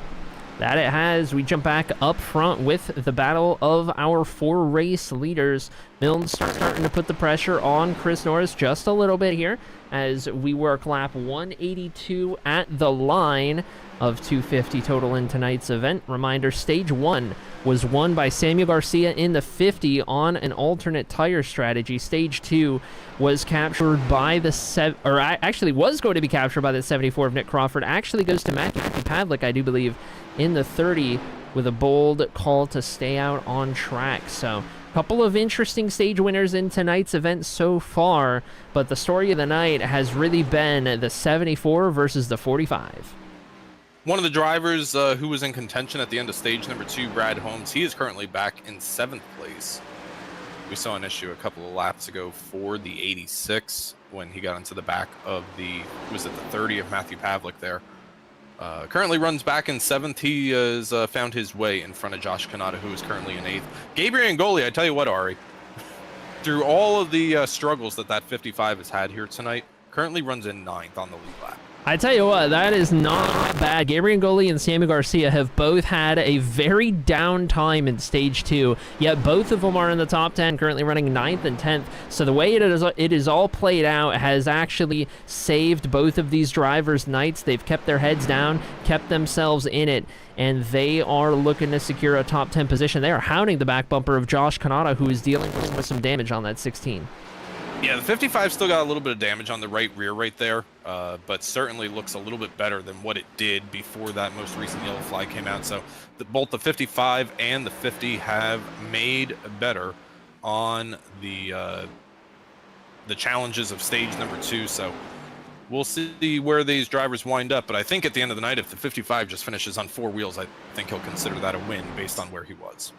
Yeah, I would imagine so. As we see Sammy Garcia in the 50 make that move, he's going to move himself up to P8, and it looks like Goli in the 55 is faster than Kanata at the moment. Wouldn't be surprised to see him get that move done before too long. That 16 maybe just struggling a little too much with what's going on with that race car. That right front is not a good spot to have damage to try and maintain speed. Another driver who we know has right front damage is that 86 of Brad Holmes. Does not have the speed that we saw a little earlier on in the event, and I'd like to think a big part of that is going to be the right front damage. The rest of that car looks pretty pristine, but got a good enough hit in that most recent incident. You can see just how much it's caved in right there in front of that right front wheel. Looks like he might be able to catch up to Dakota Moniz. He's been closing that gap. You see right in front of him here, so he might have at least one, maybe 2 drivers, as Matthew Pavlik is now starting to come back to these 2. And let's not ever throw out of the bag the opportunity for late race yellows here, where the field gets shuffled up, and maybe we see some 2-tire strategies out here. I think that would be a difficult call to sell, as we're currently probably about 43 laps on these tires. So 2 tires on the next yellow flag would be a little bit of a struggle, but we get down to the end, could be a play for track position. Oh, absolutely, and you cannot count out bold strategies here at Bristol Motor Speedway as we watch the battle for P2 continue to unfold. Up front, Nick Crawford doing what he did in Stage 2, taking the race lead and running away with it. Currently about a second and a quarter advantage over second place as Mills looks to the inside of Norris, just behind, trying to get that P3 spot, all the while Alex Fuller holding on for his life currently in the runner-up position. Yeah, Alex Fuller defending second place over the 38 and the 1 on the front stretch here. Down into turn number 1 is going to be car number 1, trying to take a spot away from Christopher Norris. Not going to happen just yet. 3-car battle for second place, and they're going to continue to race like this by the time they get to the start finish line. Again, Christopher Norris and Nolan Milnes. Big contact between the 1 and the 38. I do not know how these drivers kept those cars on track and running, but huge moment between the 38 and the 1 battling for P3. That is going to split these drivers up just a little bit, give Alex Fuller a slight bit of breathing room as we take a look at the replay. We may be a lap ahead here, Ari, so we'll follow along here, but the 1 on the inside of the 38. Are we, maybe the next time? I think it's going to be the next, yeah, I think it's going to be the next set of corners here. So Nolan Milnes down on the inside.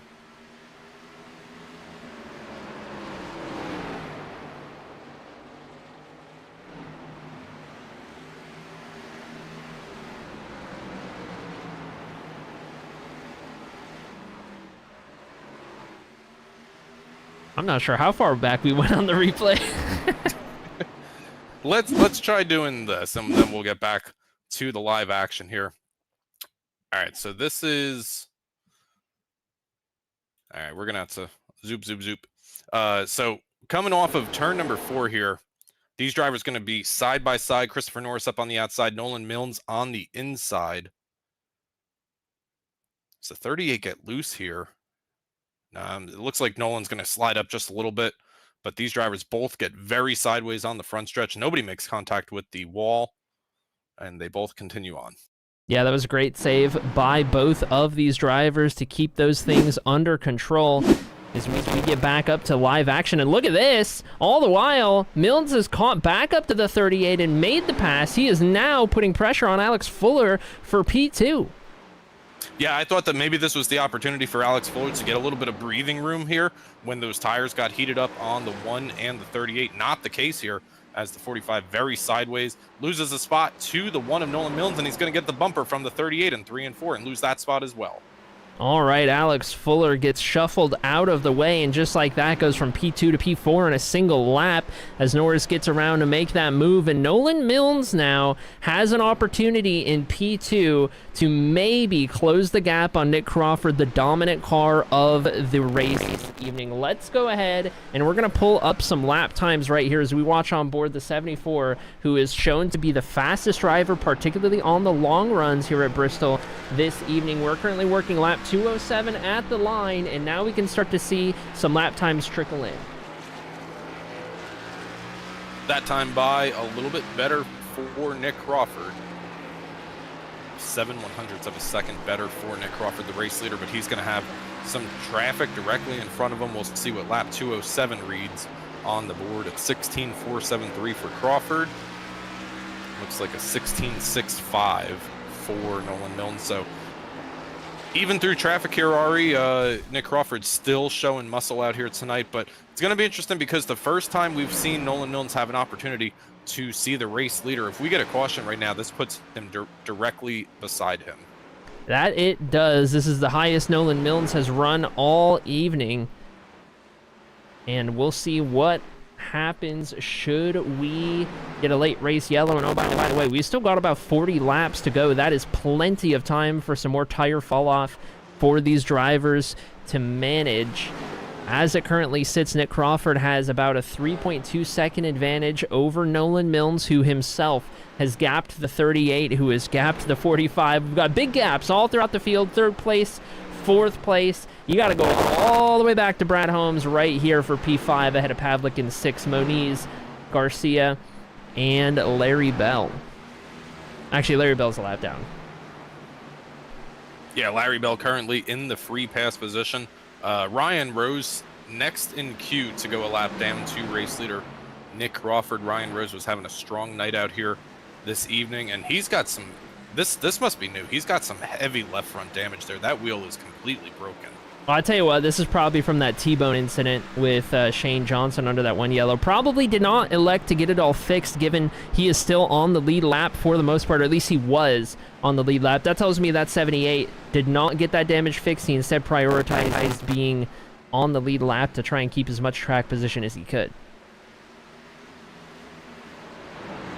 Yeah, last time by about 1.2 seconds slower for the 78, so he will quickly fall into the clutches of Nick Crawford as he is now a lap down. Gabriel Ngoli now next in line, currently in 10th. That gap up front continues to widen. It's up to 4.2 seconds now. Nick Crawford has put the pedal to the metal. He has got the boot on the neck of every single driver in the field at the moment. And oh, by the way, Nick Crawford yet to win a race in the All-American Racing League, looking to try and make it happen tonight under the lights at Bristol for the first time, looking to become what I believe will be the 10th different race winner of the season. Just confirmed it. It would indeed if we get another new winner.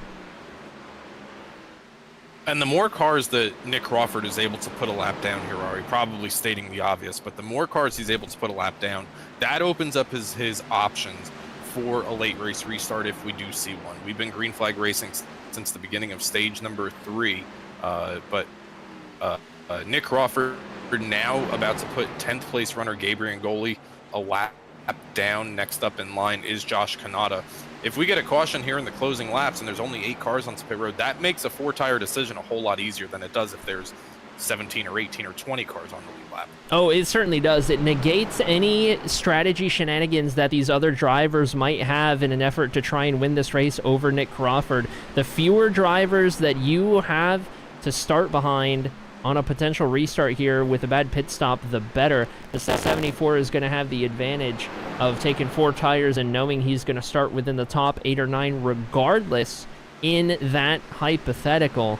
So at that point, you kind of force everyone into taking 4 tires, lest they be the driver who gets passed up by everyone else. As it currently sits, the next driver who will go lap down is Dakota Moniz, who is about a second and a half up the road from Nick Crawford here. That would be P8 as he closes in. If it were to stay green here, Tom, 29 laps to go, I think he's going to catch up to Dakota Moniz and Samuel Garcia pretty quickly here. That would be through P7. Yeah, I wouldn't even count out the opportunity for him to catch Matthew Pavlik, who is about 14 seconds behind the race leader right now. These drivers currently making times around this track at about 16 and a half seconds. So these drivers, Nick Crawford, I don't think he's done with catching these lap vehicles out here. 26 laps to go next time by. 13 miles of racing for Nick Crawford to look for his first one. I tell you what, the 3 cars in front of him on the racetrack are currently running 6th, 7th, and 8th in the order. That is what we are looking at right now. What you are witnessing from those of you guys watching at home is, quite frankly, a level of domination that we do not see very often here in the All-American Racing League. This is our inaugural season, about halfway through the first season here with tonight's event, but this is on par with what we saw from Ryan Rose in Richmond or Chris Norris in Michigan. Yeah, absolutely. And 6.5 seconds at Bristol, Arie, is really like 10 or 12 seconds at another track just because of how small this track is and how easy it is to go a lap down. So Nick Crawford having the run of his life out here tonight as Pavlik, one of the lead lap vehicles, pits here with 23 laps to go. Elects to come down and try and take some tires. Does driver 30. An interesting choice outside of, I believe, P6 he was running at the time, as we are going to see the 05 of Dakota Moniz get passed up by Nick Crawford in the 74. We now have 6 drivers on the lead lap, at least until Samuel Garcia gets caught by the 74, in which it will only be the top 5. And that 30 is coming back down pit road here, so issues for the 30. We thought maybe it was an off-sequence pit stop here in the closing laps on pit road a second time. Not sure what's happening for Matthew there, but a good night gone bad, as that's going to put him multiple laps down. That it will, as we continue to watch race leader Nick Crawford circulate around the racetrack. No close battles on the surface at the moment. Everybody spread out pretty significantly from one another. We've only got 6 cars on the lead lap at the moment, and we've got, let's see, maybe 16 cars still circulating out there on the racetrack as it sits. Nick Crawford closes in on the back of Sam Garcia for position number 6. This would leave us 5 cars on the lead lap, the top 5 on the left side of your screen. Nick Crawford, Nolan Milnes, Christopher Norris, Brad Holmes has made his way back up to 4th, and Alex Fuller the next in the crosshairs for the 74. I tell you what, Alex Fuller might not survive on the lead lap right here. That Scooby-Doo machine, you can see him in frame. He's going to get into the wall hard out of 4. That 45 has not been able to match the long run pace of some of the drivers around him. As quick as he is on these short runs, our pole sitter for tonight's event might be the final driver to go a lap down before the timer expires here, before the lap count gets all the way down. And of course, I don't want to be the one to say it, but it is not over until it's over. A yellow could change everything. Drivers do have 3 attempts at an overtime finish, should they need them out here tonight. 26 drivers started tonight's race, with about 16 or 17 still circulating around the track right now. 15 laps to go, 7.5 miles of racing from the world's fastest half mile. It has been a dominating night for Nick Crawford. At the beginning, we thought Alex Fuller was going to be the dominant driver, but after losing some track position here, Arie has found his way back into 5th. Kind of a surprising twist of events here from stage number 1 for the 45.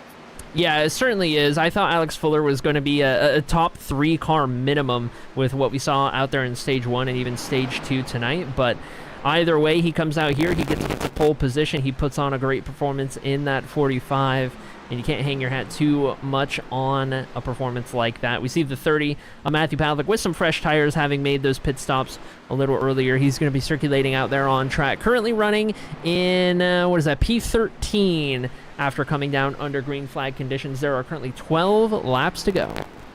And you see he's already 3 laps down. He just passed race leader Nick Crawford on the fresh tires, so 4 laps down, that's what you lose coming down this pit road. I guess he came down twice, so I guess call it 2 laps. Battle for position right here. Samuel Garcia trying to take the final spot on the top 5 away from Alex Fuller, our pole sitter tonight. He's going to get loose through turns 3 and 4. The 50 gets sideways off of the inside, off of the door of the 45. He is going to have to regroup and size this move up one more time. Yeah, Sam Garcia going to have to try again, as there was contact between himself and the 45 on the exit of turn number 2 a lap ago, but that 50 trying to close in on the 45 here in the closing laps. 9 laps to go from the King's Court to 50 in the All-American Racing. Riding on board with 5th place runner Alex Fuller in the 45. Looking back at the 50 of Sam Garcia, who seems to have some more speed aboard that Toyota Supra as it runs. Couldn't make the pass on that first attempt. He's going to have another attempt right here. He gets off the corner so much better than the 45, and here comes the opportunity then for Sam Garcia in the 50. He gets the nose there, dead even across the line. He should be able to get this through turns 1 and 2.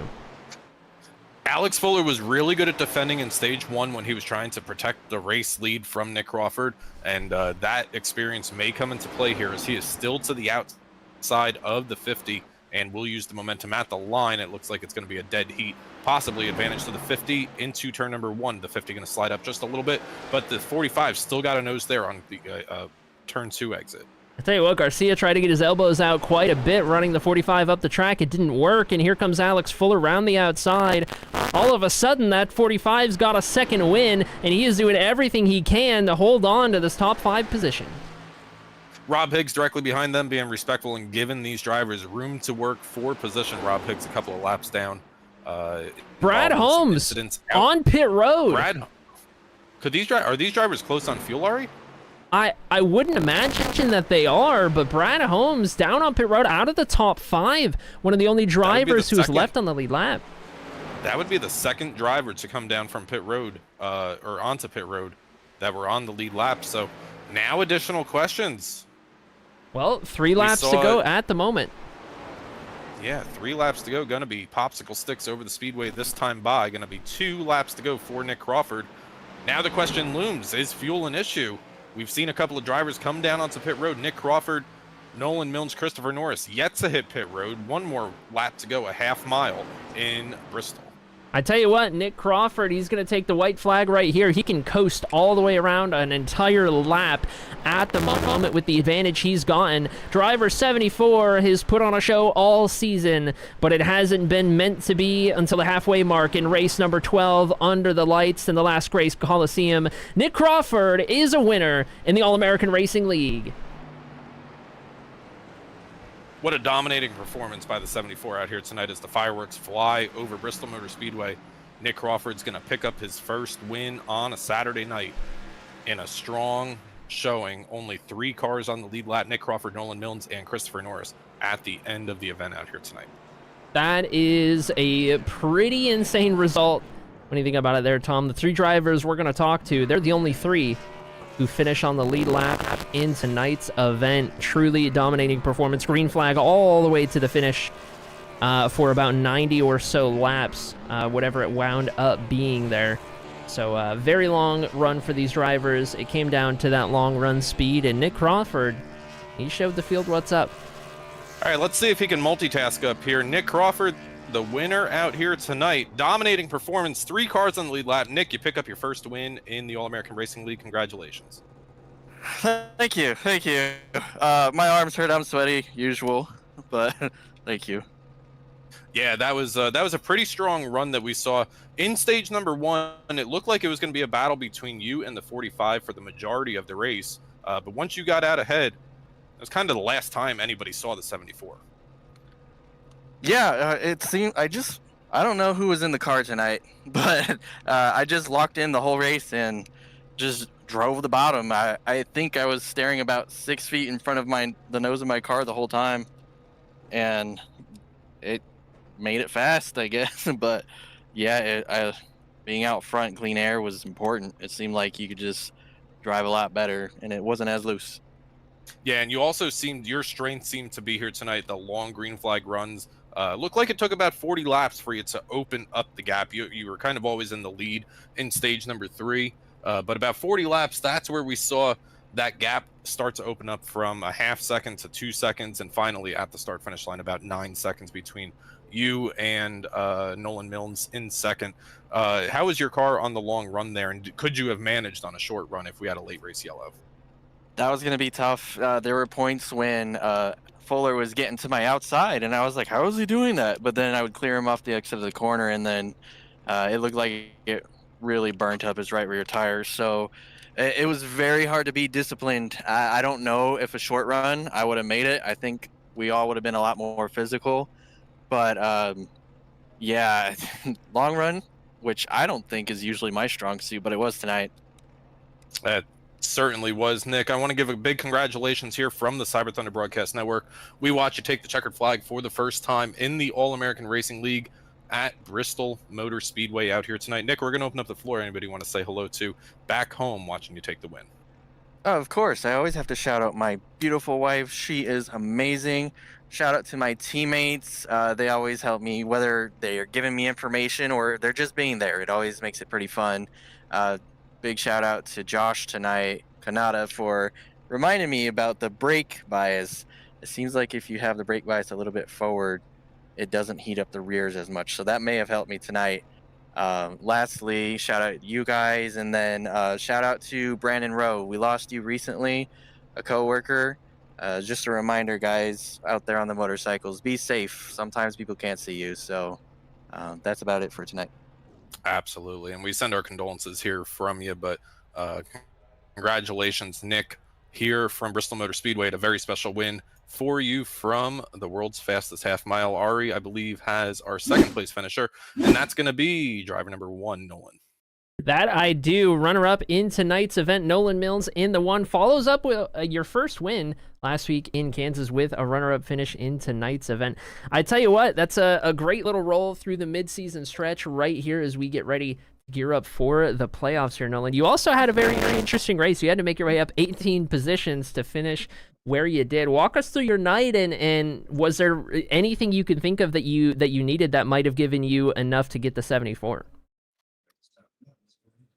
Hey guys, I think that, well, I had to do that twice because I forgot that I had qualified so far back, so I missed my pit box. It was right at the beginning of pit road for stage 2, so I had to come from the back twice, so that was a real pain. I didn't know what I was going to have for those guys up front.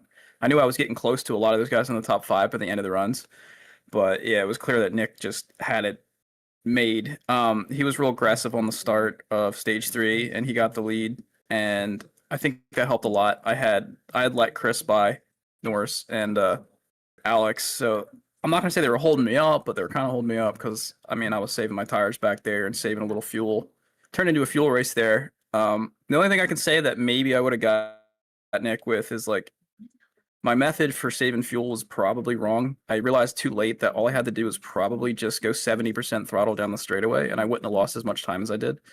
I think that was a better way of saving, a more efficient way of saving. I was clutching and turning the car off, which helped. Don't get me wrong. I probably would have had to clutch anyway, but I think if I'd just gone like earlier, just gone 70% throttle down the straightaways, I wouldn't have lost any time, and I think I would have had an easier time saving. So I think maybe that's the only thing I can think.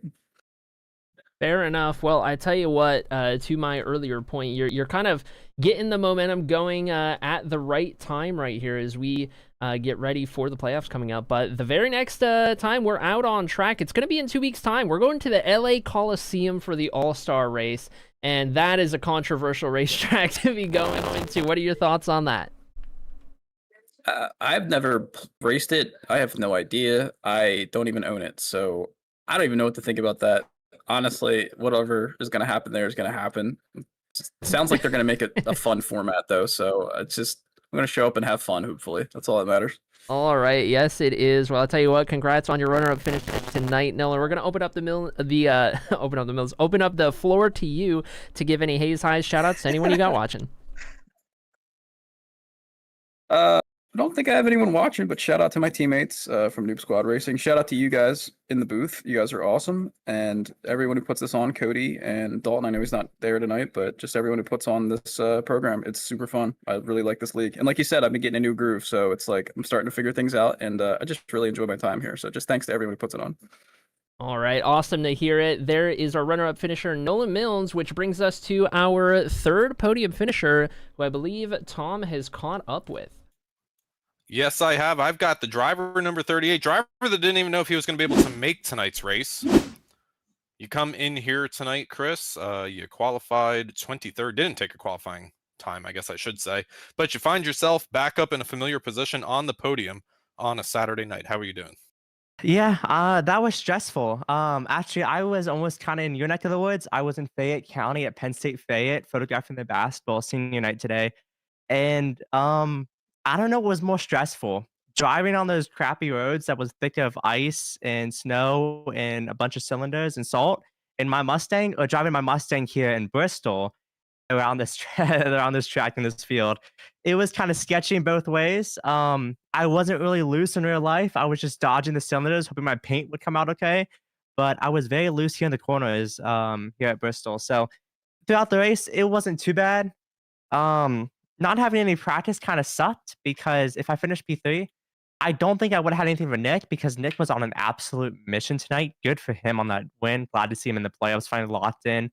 But I think I would have had a chance to at least be closer to him, not 15 seconds behind. But maybe would have finished P2 there with some practice. But hey, I'll take a P3 in the end.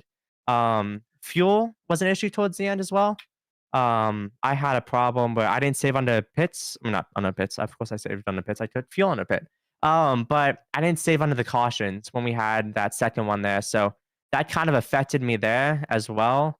If I did that, would have been maybe a little bit easier to make it. But hey, a P3 is, I'm happy with that. Yeah, we just spoke to Nolan Milnes, finished second out here tonight in front of you.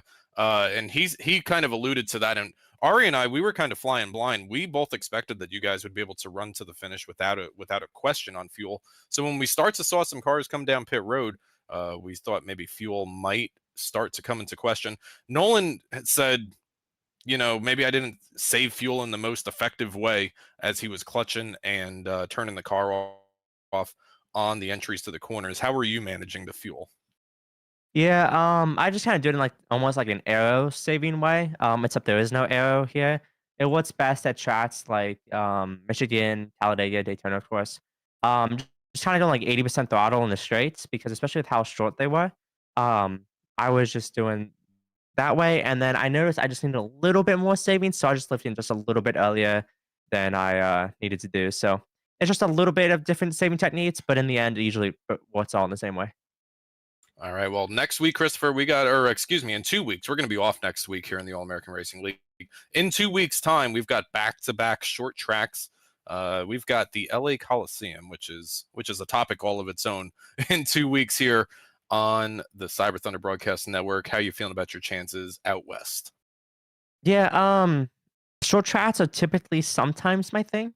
LA Coliseum isn't too bad. I haven't raced there in probably a year or two. So I can't really say how I will differ to them. But all I can say is I love Martinsville. And in a way, LA Coliseum is kind of the same deal. It's a small track and there's like no banking. So I'm just gonna kind of hope that I can get myself a good qualifying spot and kind of run away with it. But if not, I don't think there's any money on the line, so it's just for fun. So we'll come out, go out, see what happens, and hopefully have a good finish. Well, Martinsville's got the hot dogs. I've had a few of those in my time. So we'll see how you do in 2 weeks' time here. Enjoy a week off next week. But before we let you run, anybody you want to say hello to back home watching you finish third out here tonight? Christopher, the floor is all yours. I gotcha. Unfortunately, no one watching me back at home. I like what 8 weeks into me being in this league, and I still haven't sent the link. I kind of need to do that. But you guys, for putting on the great show. Yeah, I'm into letting us race here. My teammates, Nick Crawford, got the W tonight. Let's go. Joshua Canada, Dakota Moniz, Samuel Garcia, and Samuel Dyer are for chilling on the race chat. seen norrisphoto.com. As you heard tonight, I was traveling in the Pittsburgh area. So, hey, if you need a photographer in anywhere in Pennsylvania, Maryland, or anywhere you want me to travel, I'll head out that way. And also my parents. Once again, I did not send them a link, but maybe I will look to do that next time, I hope. But anyway, thank you guys.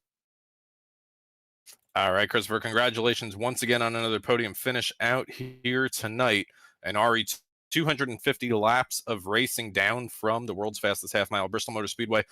I think what we saw tonight with Nick Crawford taking the checkered flag out here for his first win was something a little bit special in terms of how he was able to do it out here tonight. He didn't luck into that one by any stretch. No, he went out there and he made it happen, which you always love to see for a first win when you go out there and you earn it the hard way. So great track to do it at as well here in Bristol, one of the most fun tracks that we go to for a number of these drivers, and one that Nick is going to be remembering for the remainder of his time here in the All-American Racing League. I tell you what, Tom, that's 12 races down out of our 24 race schedule with 10 different winners. We've got a couple of more weeks before the playoffs ramp up here, but it is shaping up to be quite the battle for the first ever All-American Racing League Championship. Absolutely. Texas and New Atlanta Motor Speedway, Echo Park Speedway, whatever you want to call it nowadays, are the 2 points-paying races before we get to the playoffs. But before we get to the playoffs, Arie, we got to make our way out of here, and we'll be back in 2 weeks' time on the Cyber Thunder Broadcast Network. Let's take a look at tonight's race results.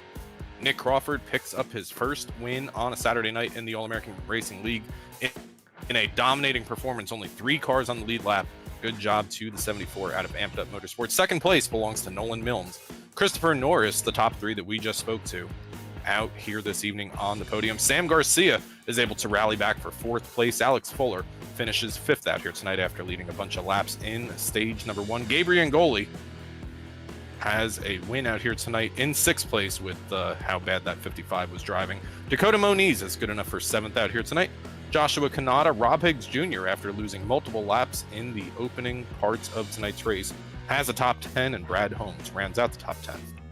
In P11, it's going to be Ryan Rose out of Zachary Wake in P12. Matthew Pavlik finishes 13th. Ron Hollifield in 14th. Mark Arthur comes home P15 ahead of Caleb West in 48.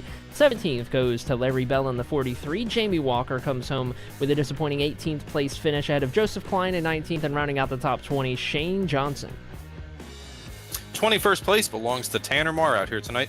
Race sponsor out of 5 Kings Motorsports, 181 laps down for Tanner Marr. Cody Gibson, driver that he got into on the exit of turn number 4, also going to finish 181 laps down in 22nd. Dakota Dennis finishes 23rd out here tonight. Brian Troy, Sam Dyer, and Jackson West, our field of 26 drivers out here tonight from Tennessee. All right, halfway through the first season here in the All-American Racing League. We are off in 1 week's time. We will not be out here, so enjoy that week off from racing action on a Saturday night. In 2 weeks' time, we will return for the All-American All-Star race in the LA Coliseum for a little bit of short track action, some ultra short track action at that, and it sounds like there's going to be an interesting format laid out for these drivers to contend with. Be there in 2 weeks' time on the 21st of February, but before we go, don't forget to drop a like on the stream. Make sure you subscribe to the Cyber Thunder Broadcast Network to make sure you don't miss any of the racing action week in and week out, and we will